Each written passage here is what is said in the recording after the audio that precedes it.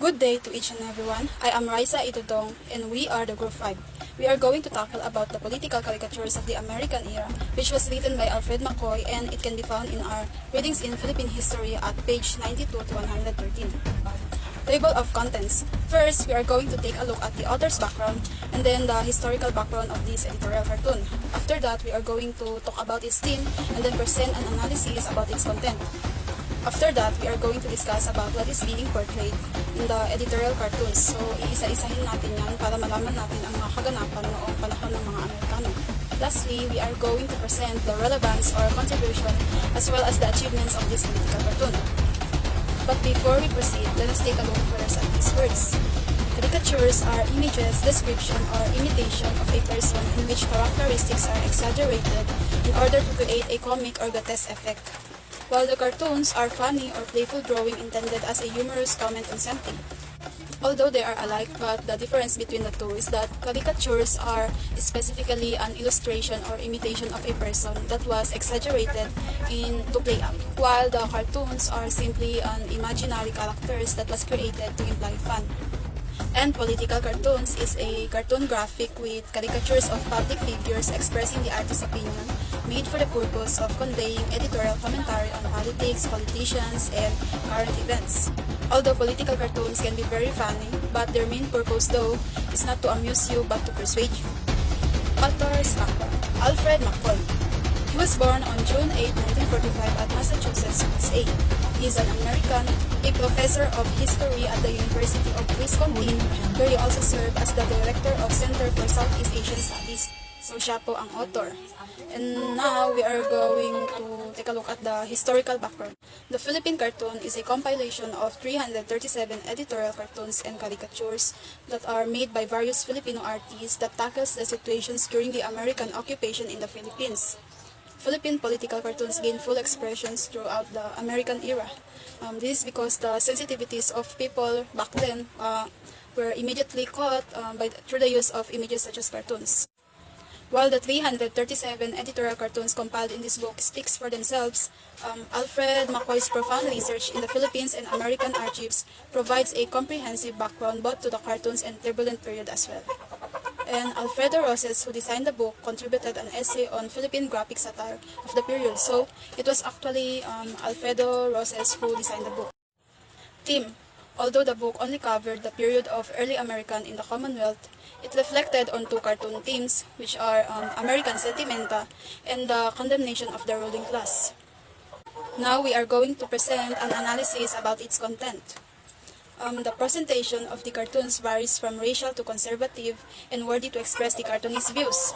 Language used are either English or Spanish. The victims like Juan de la Cruz was presented in a bad and pathetic manner to convey sympathy from the readers. You might wonder about Juan de la Cruz. Konting kaalaman lang, Juan de la Cruz is not a real person. He was created by the Free Press, a weekly magazine during that time, to represent every Filipinos who suffered and lived during that era. Going back to the editorial cartoons, those with good characters were shown in a normal features, while those with bad characters were exaggerated into a bit fierce and funny features. So, mostly yung ginagamit ng mga cartoonists to exaggerate with those with bad characters is mga animal features. Now, we are going to discuss the stories behind each of these editorial cartoons. So, this is the first image with a caption, "Is the police force bribe?" Below it is a Spanish translation. This cartoon depicts the first of Manila's periodic police scandals, wherein in 1917 a mysterious informant named Pedro Chua wrote the Philippine Free Press alleging that senior police were accepting bribes from Chinese gambling houses in Binondo and Quiapo districts. So gaya nga ng sabi ko kanina, the Philippine Free Press is a weekly English language news magazine which was founded in 1908, which makes it the Philippines' oldest weekly English news magazine. So yun nga, itong si Pedro Chua is nag-publish siya ng isang commentary attacking the police force. Since popular tong Free Press during that time, dahil doon is may nag-suicide ng isang police chief. And dahil din doon is nag-face ng multiple charges ang Free Press. But that doesn't stop them to continue making a commentary. Mostly, yun pa rin yung team ng publications nila, police corruption and gambling law enforcement. Several times a year, Cartoon showed Manila police protecting gambling clubs patronized by Filipino politicians, taking bribes Chinese clubs, or failing to break up the city's criminal gangs. So, kurakot talaga mga police officers nga that time. And so Fernando Amarsola, the cartoonist, gave the illustration his usual racist edge, kung saan yung mga Filipinos na police Filipinos were shown with normal features, while those Chinese were caricatured into something that is leering creatures more rodent than human. The second image is the new bird of prey. So the caption "New Bird of Prey" is an allusion to the most famous legal case in the history of Philippine journalism, illustrating the fate of a local newspaper publication after publishing an editorial attacking the high-ranking official in the Philippine Commission. May kwento kasi itong caption na New Bird of Prey. Whereas during that time, hindi ka basta-basta makakapag-publish ng isang commentary that against the high-ranking officials kasi they will do everything to make you pay for it. So, yan yung kwento behind the caption. However, may ibang kwento naman sa content nitong cartoon. Whereas during that time, the housing became scarce and the rents escalated. Yun nga, biglang tumaas yung mga rents at pati na rin yung mga food prices. And dahil doon, the Manila working class was reduced to a sudden poverty. So, nagkaroon na ng mga issues, nagprotesta na rin yung mga Filipinos, whereas gumawa na rin ng mga hakbang ang gobyerno kung saan nag-set sila ng bills na nagdidikta kung saan dapat babaan ng mga landlords ang presyo ng mga rents. Thus, makikita natin sa cartoon na we have here General Francis B. Harrison, the Director General of the Civil Service during that time. And sabi niya nga dito sa cartoon is enough. So he is actually talking to the landlords. In the end, the marketplace resolved the food crisis when world market cereal prices crashed in the early 1920s. So the third image is with the caption, "While the priest lives alone in a big building." These editorial cartoons invoked the government to confiscate the large priest residence attached to the Santa Cruz and Paris Church. Whereas the nationalist Vicente Soto believes that the people should not be sharing the painful congestion of Plaza Goiti and Plaza Santa Cruz while a single priest sits midst a sprawling residence. In the midst of the American era, the question of church property was particularly a sensitive one for nationalists like Vicente Soto. So Vicente Soto is the publisher of The Independent, and he never missed any chance to attack the Catholic Church in his commentaries. In 1906, the Philippine Supreme Court had ruled that the Roman Catholic Church was the legal owner of all disputed properties, and the nationalists remained embittered over the issue. So hindi agree ang mga nationalists na mapunta ang mga disputed properties sa Roman Catholic Church, and dahil doon, they continue to attack the Catholic Church through their commentaries. Image number 4. The caption is "Where the Mosquito is King." This editorial cartoon is demonstrating the spread of malarial mosquito breeding in Manila. Kasi mula pa noon, natural breeding ground na talaga ng mga malarial mosquitoes ang Manila. And karamihan is they are built on swamps or sa ponds or streams sila nangingitlog. And during the 19th century, the Spanish public health procedures were extremely not enough to imperative the Manila site. And during that time, the Americans found the city a cesspool of ill health. Unhealthy talaga ang environment at people ng Manila mula pa noong panahon ng mga Amerikano. So makikita nga natin sa title pa lang ng cartoon na obvious na nagahari talaga noon ang mga lamok. Halos mag-surrender na ang gobyerno sa pagsugpo ng mga problemang dulot nito. However, the Americans are skilled and advanced when it comes to dealing with this kind of epidemic disease, and that helped. As a solution, the Board of Health brought the malaria, smallpox, cholera, and plague under the control through an arbitrary application of public health regulations.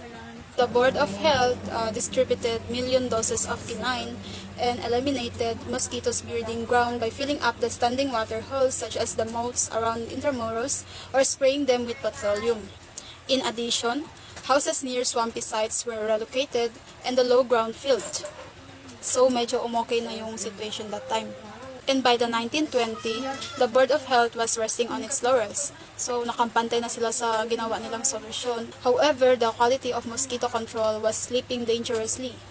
Under Governor General Francis B. Harrison, the Board of Health had been turned over to Filipino civil servants. The next cartoon is with the caption "Liberty, Equality, Fraternity." The Philippine Assembly passed a law authorizing all legislators, active or retired, to bear firearms. And because of that, the Manila press went outraged. They start protesting, disagreeing, saying such and such. However, the legislators ignored the oppositions of the people, and still mas pinili nilang ituloy at ipalaganap ang nasabing law over the screams of the protestants. On February 1921, the Free Press have made a certain that this law will make the legislators to gain more power and dignity in the society, saying that the officials will now be able to show that he is somebody and that he must be respected. Like makikita natin sa cartoon na tila nagmamataas na talaga yung official. Kasi nga may hawak na siyang bagay na siyang gagamitin niya para if may magtangkamang bumangga sa kanya is... So the next one is with the caption, Death Care. This editorial cartoon was a commentary on the prevalence of illegal taxis called color room. Thus, during that time, instead of paying the public utility fee to license a legal taxi cab, automobile owners were registering taxis as private vehicles and leasing them to responsible drivers. As the number of color rooms increase, the fatal accidents arises. So yun, dumami na nga ang mga aksidente dulot nitong mga illegal taxis. Yung iba, nahuhuli nga pero nakakalaya naman agad. Kasi nga, karamihan sa kanila is may connection sa government or nagpapiansa agad. And as the Manila narrow streets increase in number, the police are having weaker control of the traffic. Next, this image has no caption, kaya ang nakikita natin. While the Governor General Dwight F. Davis cruises the Pacific and Vice Governor George C. Butt vacations in Baguio, Manila sinks into miasma of corruption, vice, and mismanagement. And so the political tragedy escalates as members of the council running for re-election mobilize the city's gangsters to coerce voters.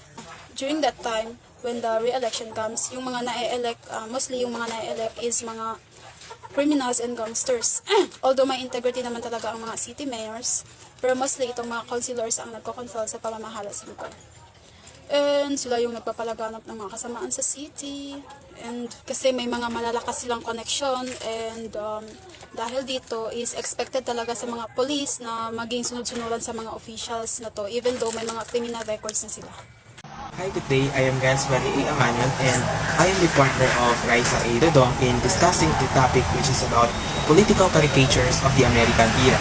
So basically, I'll be just giving my own understanding and analysis regarding to these political cartoons. So let's begin. So for the next political cartoon is with the caption, "What's going to be done about it?"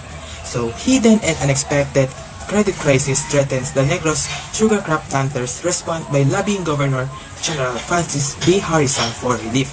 Although not yet widely known, the economy during that time was seriously in the disaster brought by the PNB incompetence and profligate lending policies. Kasi maraming naglo-loan that time and yung iba hindi na nila makolekta.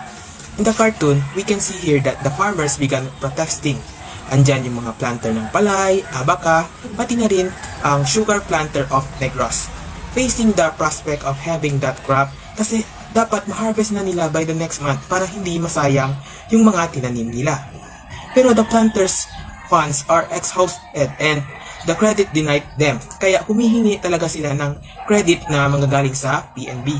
However, due to financial stringency, banks turned a deaf ear in all appeals. Nagbibingi-bingihan lang ang PNB sa protest nitong mga farmers kasi mas inuuna nila mag-agapan yung problema nila kasi palugi na talaga ang PNB that time. For the ninth political cartoon is with the caption, "The Returning Student." So when the Manila emerged as the national center for university education during 1920, the annual march ritual of citywide student returning home his village was played out in barrios across the archipelago. So parang nagbabakasyon yung mga students noon and umuwi sila sa probinsya nila. Parang tayo lang din. The Free Press pointed out that this type of ritual should be enjoyed by the returning students. Nor should people blame them for feeling that moment. So sa panahon kasi noon, bira ka lang makakapag-aral sa kolehiyo. Kaya syempre, kasi magastos yun. Di tulad ngayon, tuition free na if sa public ka lang mag-aaral. Kaya whenever uuwi ng probinsya yung mga students noon, tas maglalakad ng ganyan, syempre, yung mga tao sa probinsya nila is mamamangha talaga sa kanila. Uy, ang ganda, parang sa kanilang reaction, parang sinasabi nila, uy, ang ganda ng damit mo. ang ganda ng sapatos mo. Kaya kung naimbento na talaga noon yung salitang sana all, for sure, yun ang bukang bibig nila. Pero may mga iba rin ang naiinggit. Hindi talaga maiiwasan yan. Kaya sabi sa Free Press, dapat hayaan lang ng mga tao kung feeling superior man ang mga students or like mayabang ang dating kasi minsan lang din naman sila nakakauwi. Kaysa i-judge, why don't let them feel and enjoy that moment. They were just human after all. Nor do the student day and this joyful homecomings last forever. Dagdag pa nito, all too soon comes life with its trials, sorrows, and tribulations. So be joyful while we may. For the 10th political cartoon ay may caption na Brothers Under the Skin. So yung purpose ng cartoon na ito was to show the conflict that occurred between a peasant and a landlord. So this cartoon also urges us Filipinos to end the social conflict and just be fair with each other instead. So as the social conflict become more tense, the Luzon low-class people or the peasants, they mounted and performed labor strikes as a demonstration for them to win a tenancy reform. But the landlords of those provinces, they didn't accept or they refused and responded with gun squad or a group of aggressive person for them to force away the peasant. So wala talagang magagawa yung mga peasant kasi wala silang kakayahan para labanan yung mga aggressive person na yon. Para sa susunod naman na cartoon ay this time wala naman siyang caption. But it shows in the cartoon that before, the Americans benefits more rather than the Filipinos. During this time kasi, mas maraming malalaking American corporations ang nakakakuha ng malalaking mga projects and halos lahat ay sila lang din yung nakikinabang. Ang medyo hindi din na nakakatanggap dito is parang hindi man lang masyadong napapakinabangan ng mga Filipino ang mga major developments na nangyayari sa ating sariling bansa. Kahit naman na mostly ng revenue ay nakukuha naman sa taxes na binabayad ng mga Filipino. Yung parang nagiging kalalabasan nito is parang nagiging sunod-sunuran lamang tayo sa ating sariling bansa. For the 12th political cartoon ay may caption na equal work and equal salary. Why? So, during that time kasi, laganap na talaga yung discrimination between sa part ng mga Filipino teachers at sa mga American teachers. In terms yun sa mga sahod, sa position, and working conditions nila. Sabihin na natin yung isang Filipino teacher ay nakapagtapos siya ng pag-aaral sa isang disenteng paaralan. Pagdating naman dito sa Pilipinas, oras na nakapaghanap siya ng trabaho, is yung ibibigay na posisyon sa kanya ay mas mababa to compare sa isang American teacher na sabihin na natin mas or normal lang o mas mababa naman yung qualifications. Isa pa is yung sahod. Sabihin na natin mababa yung posisyon ng Filipino teacher. Pero mabigat naman yung mga ini-assign na trabaho sa kanila compare sa isang American teacher na mataas na nga yung posisyon ngunit hindi naman masyadong mabigat yung kanyang trabaho. Tapos, pagdating naman sa sweldo, yung Filipino teacher ay mababa lamang ang ibinibigay sa kanya. Kaya, napaka-unfair talaga ito kasi nga, mas mahirap yung mga trabaho na ini-assign sa kanila compared sa isang American teacher. Next one is election before and after. So, I think lahat ay makaka-relate sa cartoon na ito since palapit na rin yung election dito sa atin and naglalabasan na naman yung mga politikong magaling lamang sa salita pero wala naman sa gawa. So, noon pa kasi, hindi lamang ngayon noong early 1920s pa is evident na ang corruption at pati na rin ang pandadaya tuwing election. So, una na riyan ay yung vote buying. So, yung mga kandidato noon is gusto talaga nilang manalo at para masigurado ito, ang nagiging solusyon nila dito is sabihin na natin binibili nila yung boto ng mga tao para yung position is sure na talaga ay mapupunta sa kanila. So, yung mga Pilipino din kasi noon, since naghihirap din sila, yung ginagawa na lamang nila is tanggapin ito without thinking the consequences na maaring mangyari if ever manalo yung mga kandidatong nandadaya na hindi naman talaga deserving para sa posisyon na iyon. For the next cartoon is how the imperialists are provoking and pitting us against each other. So, para sa cartoon na ito ay yung mga Amerikanong imperialist ay sinusubukan nilang pag-awayin yung mga Kristiyano at yung mga Muslim sa pamamagitan ng exploit ng tensions ng dalawa para lamang ma-advocate nila yung pagpapartisipa ng Pilipinas at para na rin maging permanente ang ginagawang pagprotekta ng mga Amerikano sa Mindanao na siyang ayaw naman ng ating kapatid na mga Muslim. Yun yung naging pamamaraan ng mga Amerikano para lamang mag-provoke at magkaroon ng away sa pagitan ng Kristiyano at ng mga Muslim. Para naman sa ika-15 na cartoon is masyadong mahaba at medyo hindi ko kaya bigkasin yung caption niya, kaya kayo na lang bahala yung magpasa nito. Kaya pasensya na. So, para sa cartoon na ito, makikita natin na si Juan de la Cruz ay nagdudusa dahil sa mga taxes na kinakailangan niyang bayaran. So, at si Juan de la Cruz dito ay nire-represent niya yung mga Pilipino noon na kung saan sa sobrang taas ng mga tax na kailangan nilang bayaran ay hindi na nila ito kinakaya pa at may pagka-unfair din dito sa part na ito. Kasi nga yung mga job holders noon is nagkakaroon sila ng free ride o kumbaga sabihin na natin na di na nila kinakailangan pang magbayad ng tax. Kaya yung yung nangyayari is parang sila lamang yung nakakaangat sa buhay. Samantala, yung mga ibang Pilipino ay patuloy na magdudusa sa kanilang mga sitwasyon. Ang caption naman sa cartoon na ito is the result of co-education.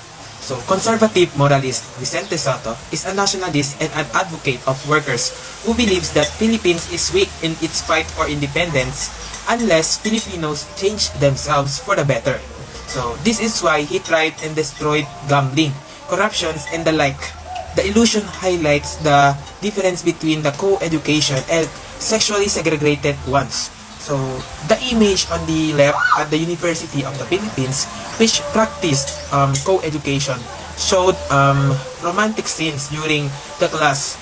The ugly one is the only learner who listens. On the right, the image shows how the man is gentle to the girl while stepping into the kalesa. So, the two images, side by side, goes to show that there seemed to be a negative impact on education during that time when boys and girls sit side by side while attending classes. So after ng lahat, narito na tayo sa ating panghuling cartoon, which is the latest LOL Ultimo. The Hair Horse Cutting Act was US law passed for the Philippines to gain independence from the United States. This was led by Sergio Osmeña and Manuel Rojas. The law promised Philippine independence, but there has to be several military and naval bases for the United States in the island, as well as impose tariffs and quotas on Philippine imports. On the other hand, Quezon, who fears loss of power, opposed. In November of 1933, Manuel Quezon went on another independence mission to the US to try to get a better independence bill for the Philippines. It was a near copy of the HHC bill, but with a different name. It successfully lobbied Congress and secured the act's passage, therefore securing Quezon leaderships. That's all. So actually, marami pang available na Philippine cartoons. So you might check it as well kung gugustuhin man ninyo. Para naman sa relevance and contribution, ito ay ang mga sinusunod. Nationalism, patriotism, transparency between the people and the American leadership, and also the historical source na pwedeng maibibigay nito. About naman sa achievements and awards ng books ito, marami din. Including na lang yung Gintong Award Aklat, Manila, Special Citation of History 1897, Philippine Catholic Mass Best Book for 1985, and Philippine National Book Award for History 1986. And that's it. I hope na marami kayong natutunan. And please put your comments below and thank you for watching.